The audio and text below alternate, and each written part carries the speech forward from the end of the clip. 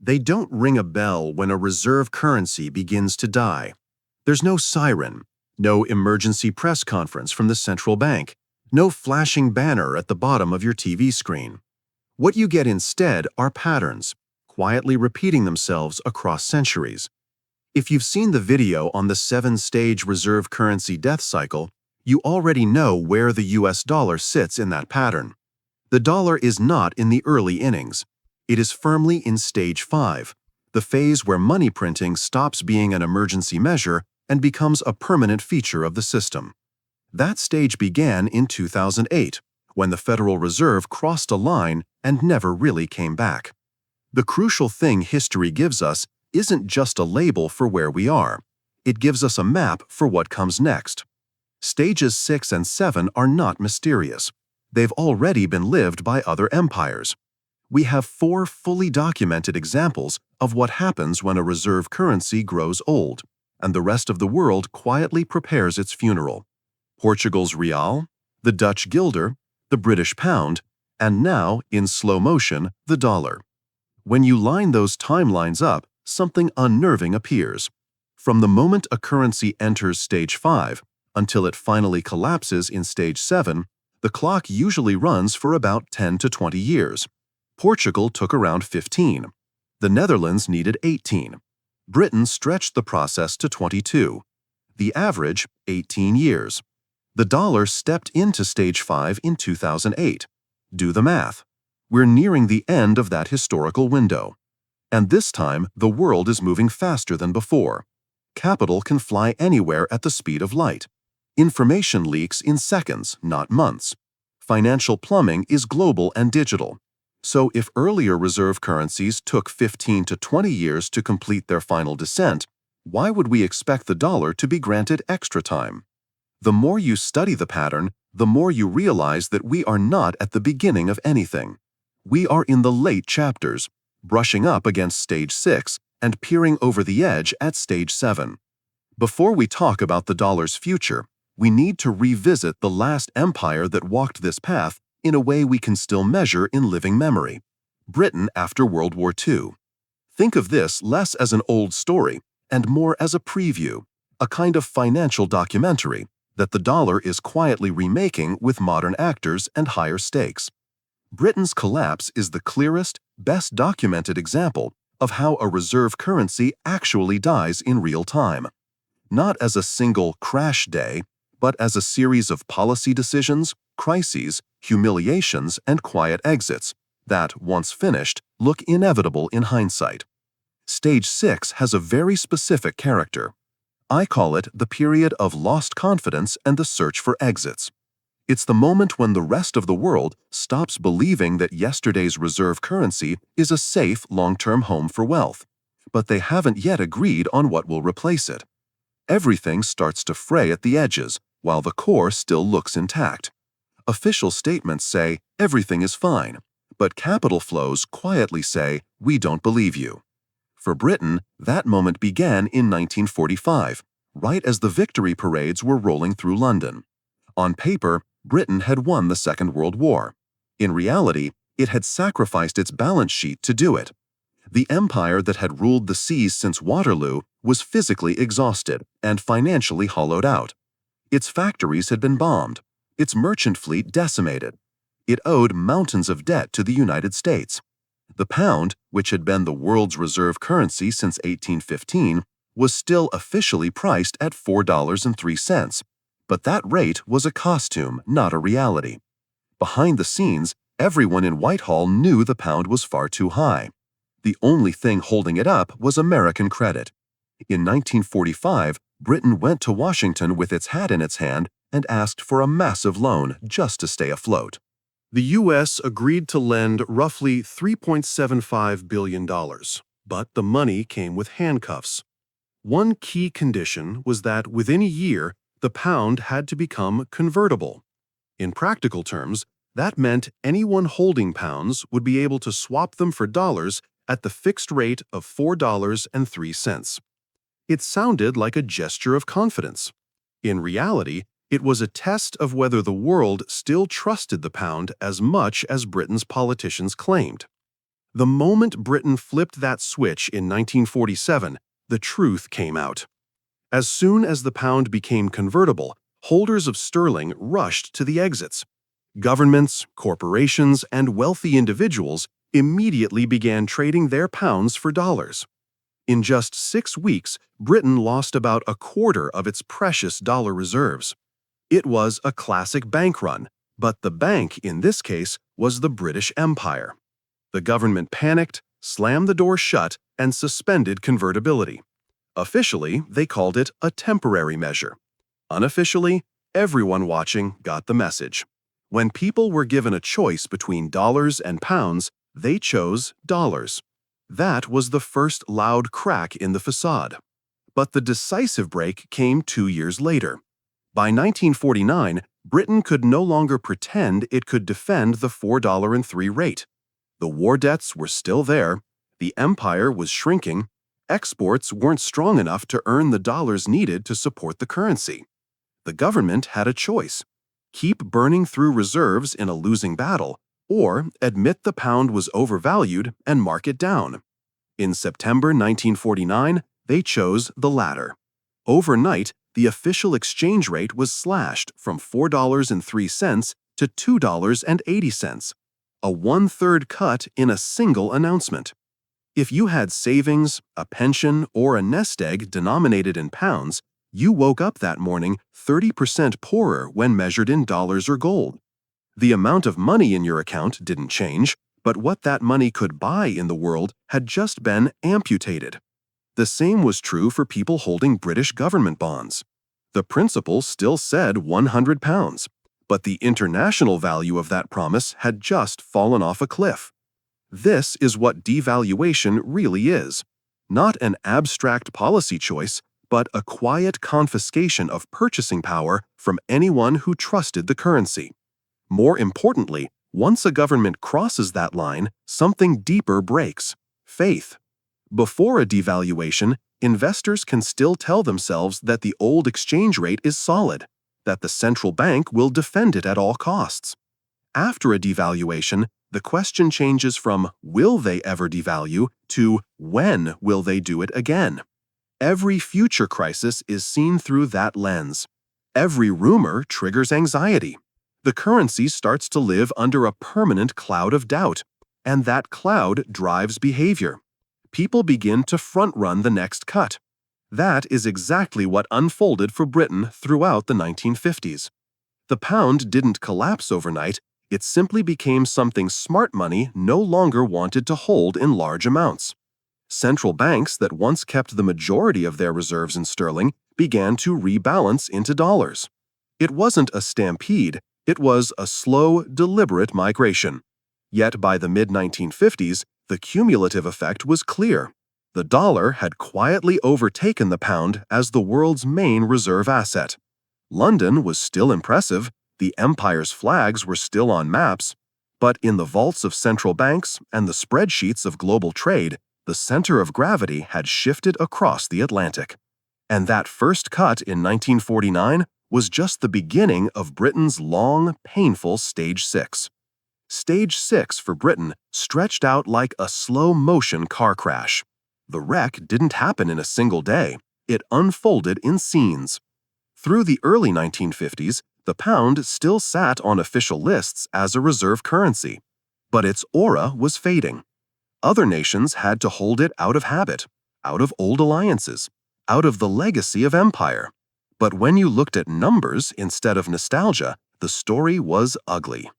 Britain's share of global trade, which had been towering in 1945, began to shrink. The factories that once fed the world were outdated. New competitors, America, Germany, Japan, were rebuilding with newer plants, newer technology, and less war damage. Every year, a little more of the world's export and import business shifted away from British docks and British invoices. By the middle of the decade, the world got a brutal piece of visual confirmation that the British Empire's financial power didn't match its old self-image. In 1956, Egypt nationalized the Suez Canal, a choke point that had been one of Britain's most strategic assets. London, along with France and Israel, tried to reverse that move by force. On paper, it looked like the kind of imperial police action Britain had carried out for a century. In reality, something fundamental had changed. The United States no longer needed Britain to manage sea lanes, and it no longer wanted colonial adventures destabilizing the Middle East. So Washington did something simple and devastating. It quietly threatened to dump British bonds and cut off financial support if the invasion didn't stop. The message landed. Britain backed down. The troops withdrew. The Suez Canal stayed under Egyptian control. To the average viewer, this was a geopolitical embarrassment. To anyone watching currency markets, it was an X-ray.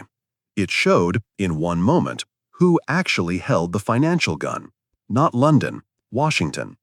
The pound slipped, reserves leaked out, and a kind of nervous laughter ran through trading rooms.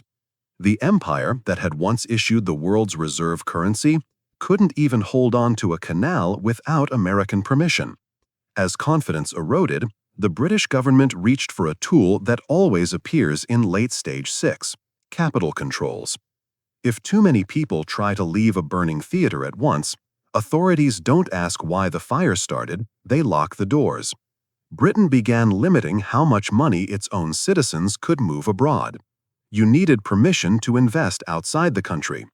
Businesses found it harder to shift profits into safer currencies. On the surface, these measures were sold as protecting the national interest.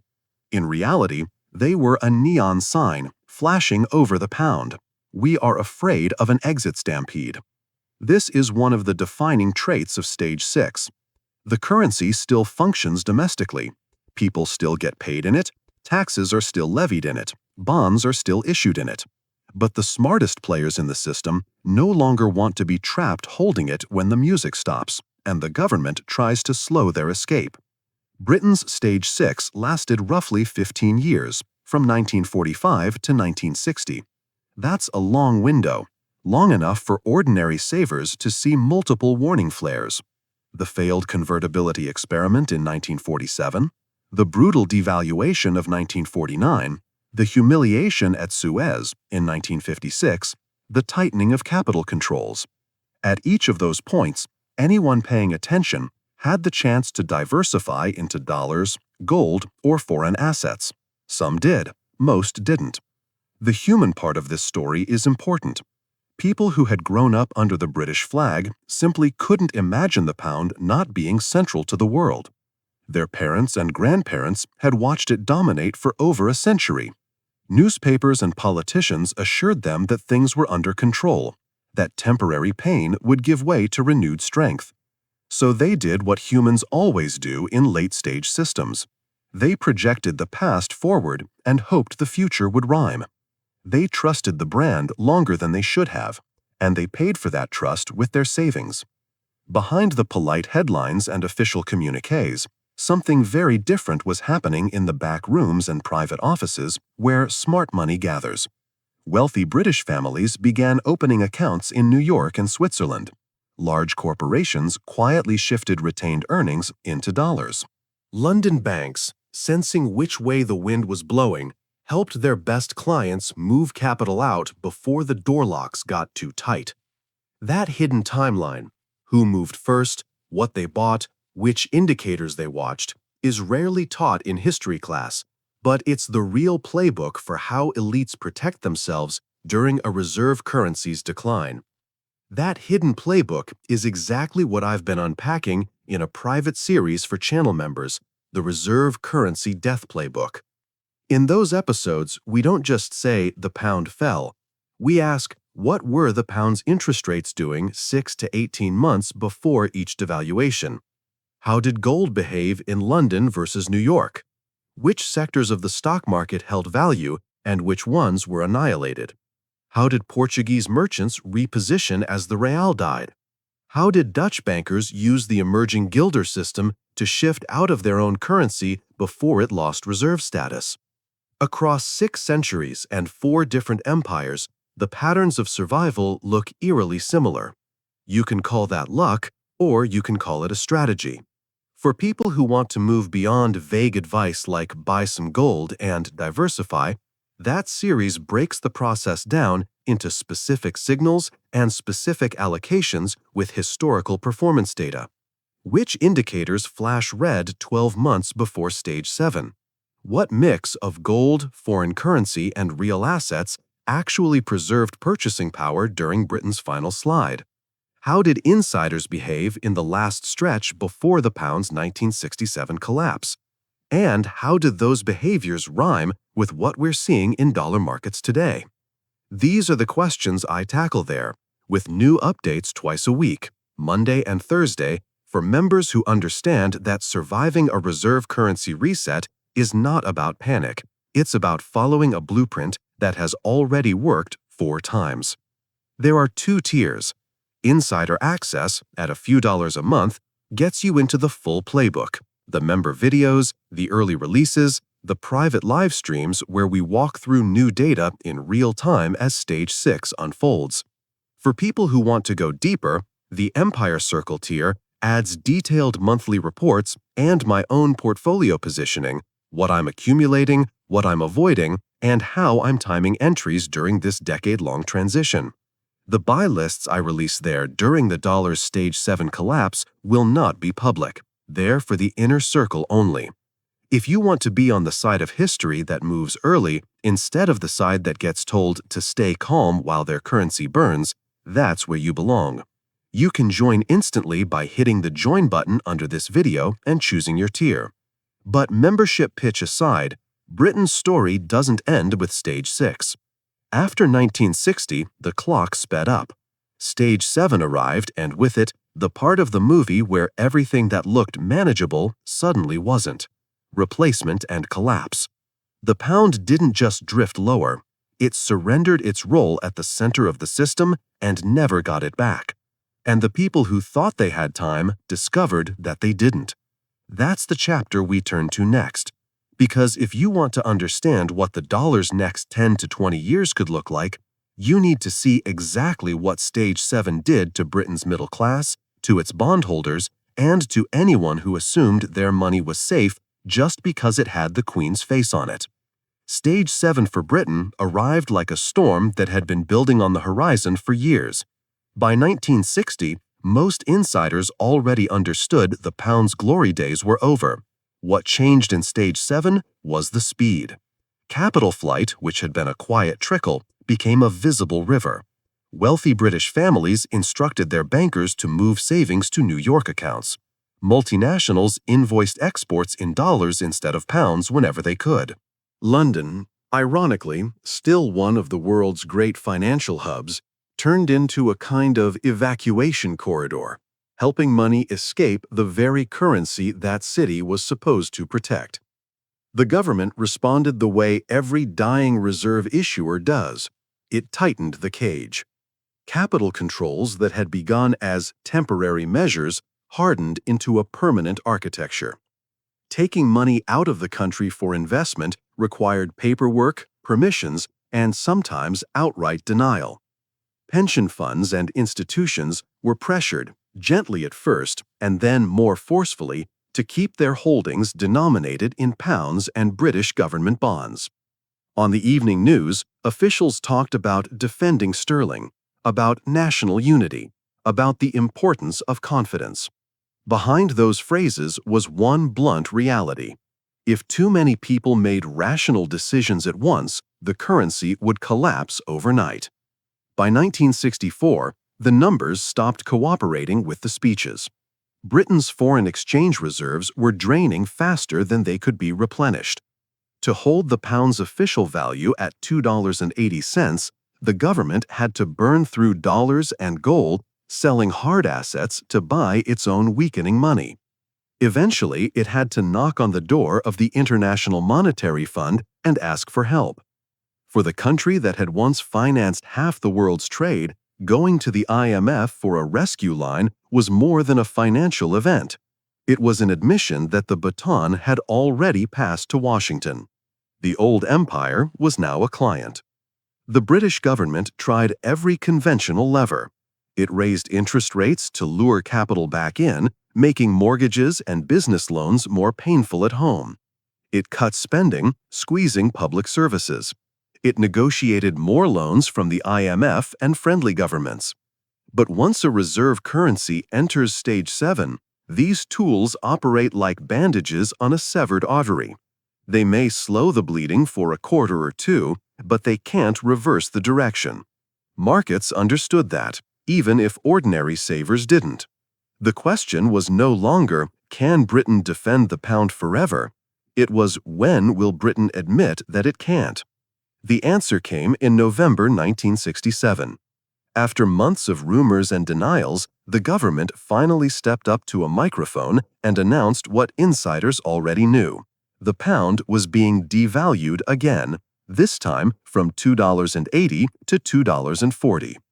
Overnight, sterling lost about 14% of its value against the dollar. For anyone who had seen this movie before, the message was brutal and simple. There is no floor.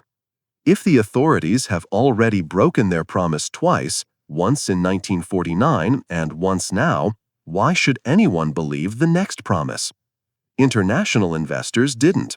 They treated the devaluation not as the end of the crisis, but as confirmation that more losses were coming, and they moved even faster to get out. For British households, the pain was immediate and confusing. Savings accounts denominated in pounds hadn't shrunk on paper, but what those pounds could buy from the rest of the world collapsed. Imports, oil, manufactured goods, food from abroad, jumped in price. Inflation, which had been tolerable, surged towards 7% by 1968. If your wages didn't keep up, your real standard of living fell month by month. Devaluation plus inflation is the 1-2 punch of stage 7. First, your currency is officially marked down against others, then domestic prices rise to reflect that new reality. On the surface, it looks like paychecks are the same and shops are just a bit more expensive. Underneath, a lifetime of accumulated purchasing power is being clipped away. It helps to anchor this in a concrete example. Imagine you were a cautious, successful professional in 1945 with £100,000, enough to put you solidly in the upper middle class. At the wartime exchange rate of roughly $4 to the pound, that nest egg translated into about $400,000 of global purchasing power. You could have bought property in multiple countries, significant stakes in foreign companies, or a portfolio of hard assets. If you trusted the system and kept that wealth in sterling, the story unfolded very differently. After the 1949 devaluation and 2 decades of creeping inflation, that same $100,000 was worth only about $130,000 by 1967. Stay the course another decade, into the high inflation 1970s, and by 1980, its value in dollar terms had fallen to roughly $50,000. In real purchasing power, more than 80% of the fortune had been erased, not by a stock market crash, not by a bad investment, but by the slow and then sudden drowning of the currency that denominated it. Bondholders fared no better. British government bonds paid interest in pounds, and those pounds bought less every year. As inflation rose, bond prices fell, inflicting capital losses on top of the stealth tax of devaluation. By the time the pound had finished its journey from reserve status to regional also-ran, the people who had trusted safe assets the most had been punished the hardest. The only groups that sailed through with substantial wealth intact were those who had stepped outside the pound system, families that shifted savings into dollar assets, investors who bought gold when it was unfashionable, owners of productive real estate and businesses that could reprice their output with inflation. By 1970, the story was effectively over. The pound still existed, of course. People still bought groceries with it in Manchester and paid rent with it in London. But on the global stage, it had been demoted. The dollar was now the primary reserve for central banks, the main denomination for trade contracts, the measuring stick for commodity prices. London remained a major financial center, but it did its big deals in dollars. Britain hadn't been wiped off the map, But its currency had lost roughly 90% of its purchasing power across a single working lifetime. A slow-motion confiscation had taken place, under the radar of most of the public, masked by changing price tags and patriotic slogans. Why spend so much time on a story that ended half a century ago? Because the United States today is standing on an eerily similar part of the stage. The dollar entered its own Stage 5 in 2008, when the Federal Reserve opened the floodgates of quantitative easing and began printing trillions to hold the financial system together. That was 17 years ago. Where Britain compressed its money printing and post-war adjustment into 6 chaotic years, America has stretched its version across nearly 2 decades, with zero interest rate policies, successive rounds of QE, and an ever-growing mountain of federal debt. For a while, the world treated this as an acceptable price for stability. But Stage 5 doesn't last forever. The early signs of Stage 6 are already flashing in the data, and they look disturbingly familiar if you've studied what happened to sterling. That's where we go next. From Britain's completed collapse to the dollar's unfolding timeline. From a story written in history books to one that's being written in real time, with dates like 2025, 2027, and 2033. The United States likes to think of itself as different, as if the laws of monetary gravity bend just a little around the dollar. But if you strip away the slogans and look at the timeline, the parallels are hard to ignore. America entered its own Stage 5 in 2008, when the Federal Reserve crossed a line no previous central bank had dared to cross at that scale in peacetime: quantitative easing. Trillions were conjured onto the balance sheet to rescue banks, inflate asset prices, and keep a heavily indebted system from snapping. Interest rates went to zero, debt piled up. Every time there was a wobble, Europe's crisis, the pandemic, a growth scare, the answer was the same: more liquidity, more leverage, more faith that tomorrow's dollars could pay for today's problems. Stage 5 for Britain lasted about 6 years, from the onset of war in 1939 to the end of it in 1945. For the dollar, it has dragged on for almost 3 times as long.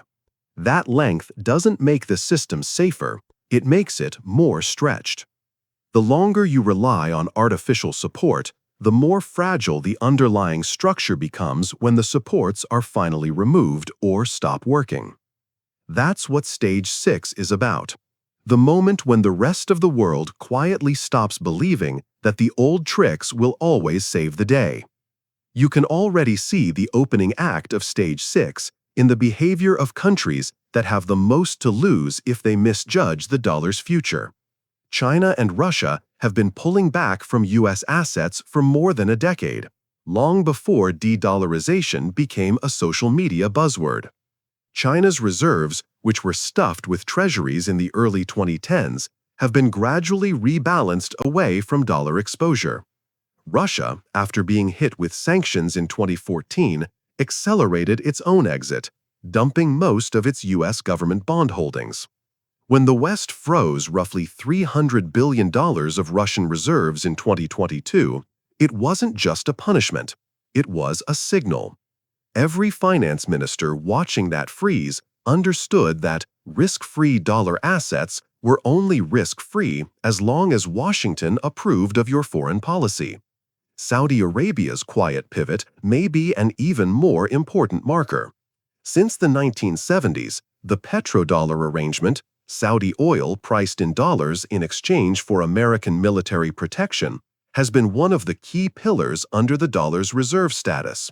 For decades, every barrel of oil bought anywhere effectively generated demand for U.S. currency. That's why the moment in 2023 when Saudi Arabia completed an oil sale to China settled in yuan, not dollars, matters far beyond that one transaction. It's a first crack in a 50-year-old wall.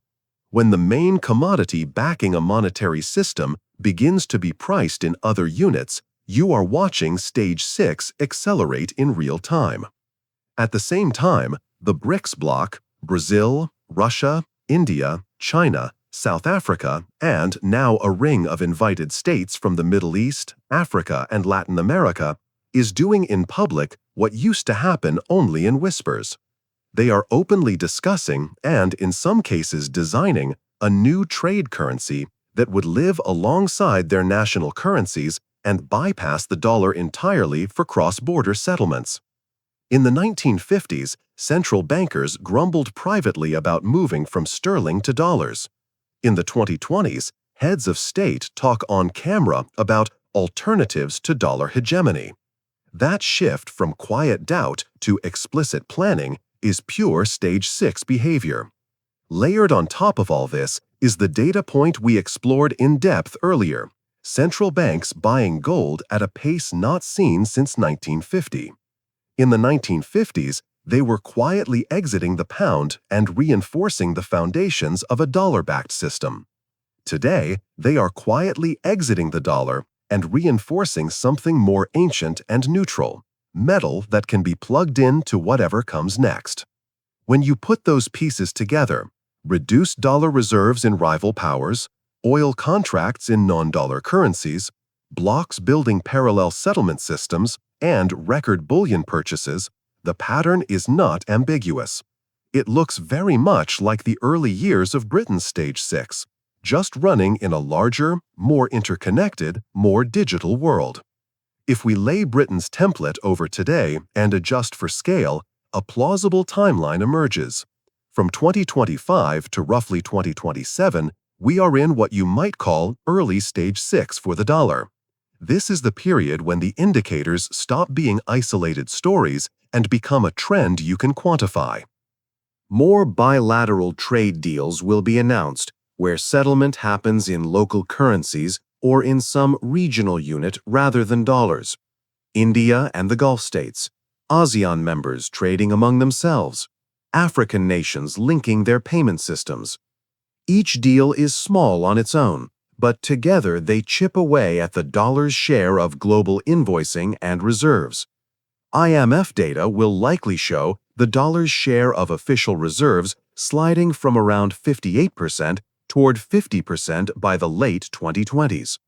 An 8-point drop doesn't sound dramatic until you remember that each point represents hundreds of billions of dollars migrating into other currencies and gold.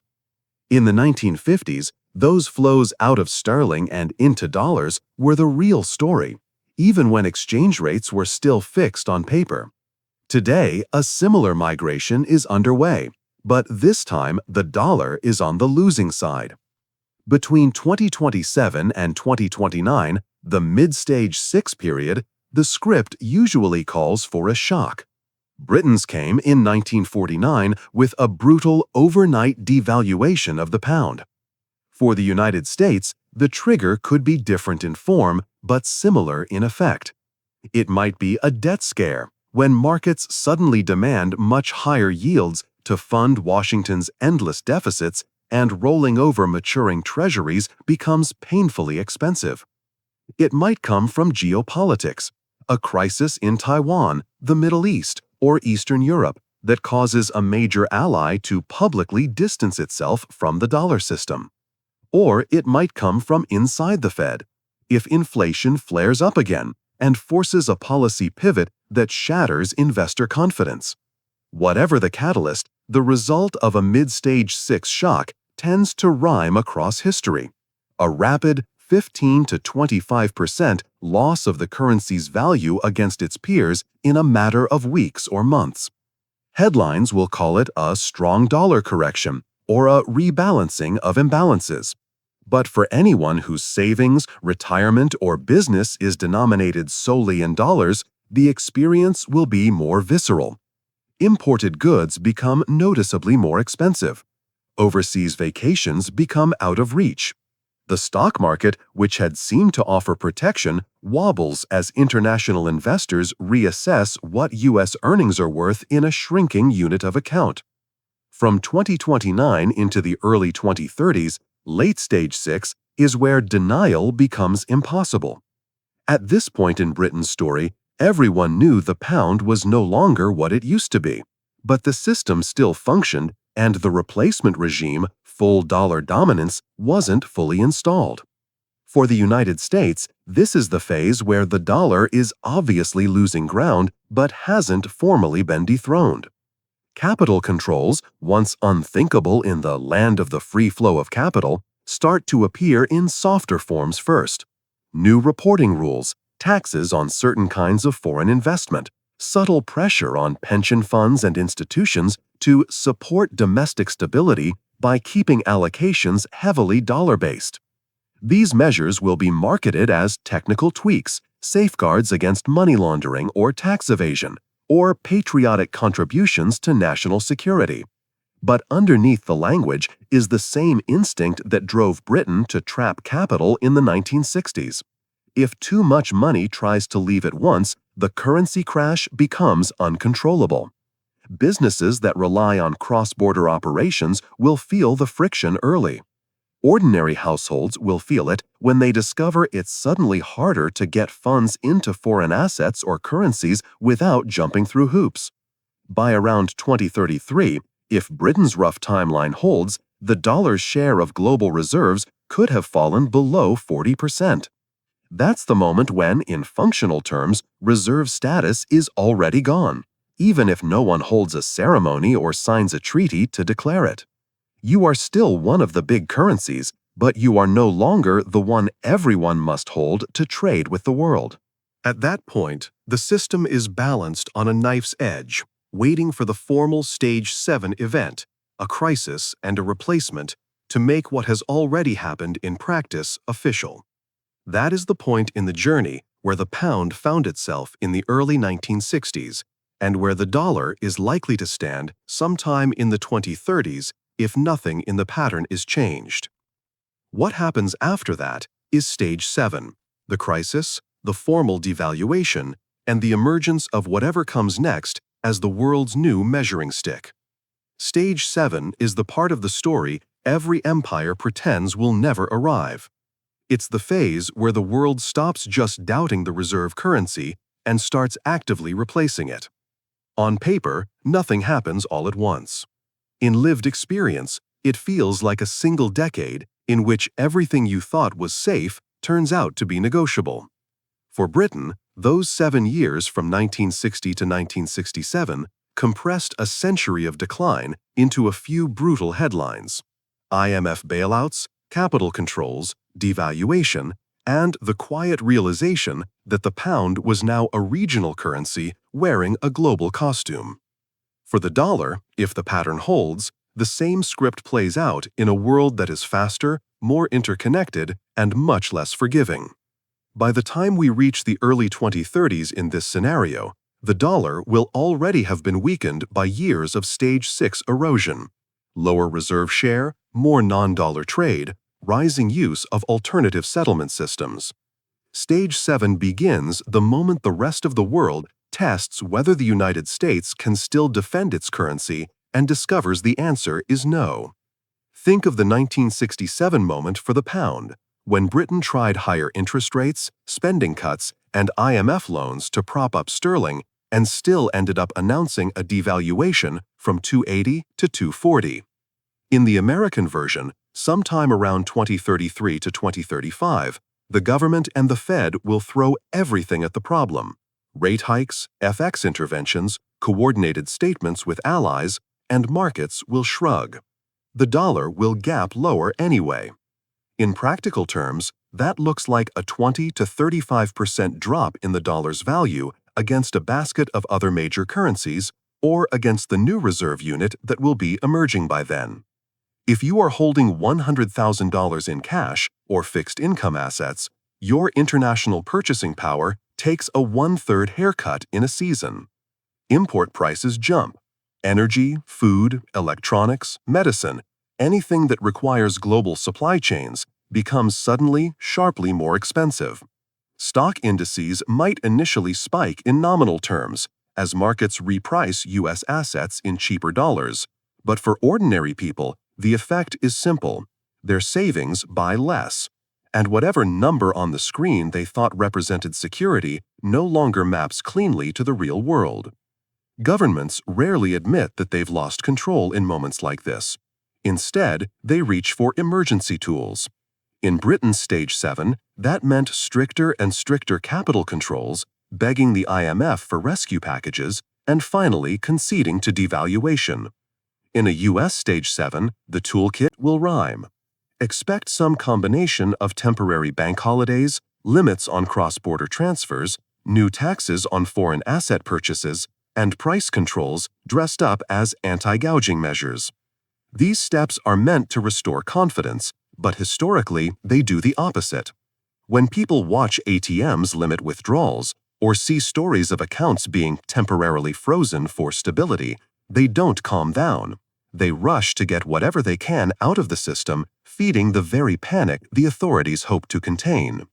While this is unfolding, the replacement architecture will be stepping into the foreground. Between roughly 2035 and 2040, the new reserve framework, whether it's a BRICS-anchored commodity basket, a broader consortium currency backed by gold and critical resources, or some evolved version of today's SDRs, will move from experiment to default setting for much of world trade. Oil contracts that used to be denominated in dollars will increasingly be quoted in the new unit. Large import-export deals in Asia, Africa, and South America will clear on rails that use this currency as the measuring stick. Central banks that spent the 2020s and early 2030s accumulating gold will start to pledge some of that bullion into shared reserve pools, giving the new system tangible collateral and a story the world can believe in.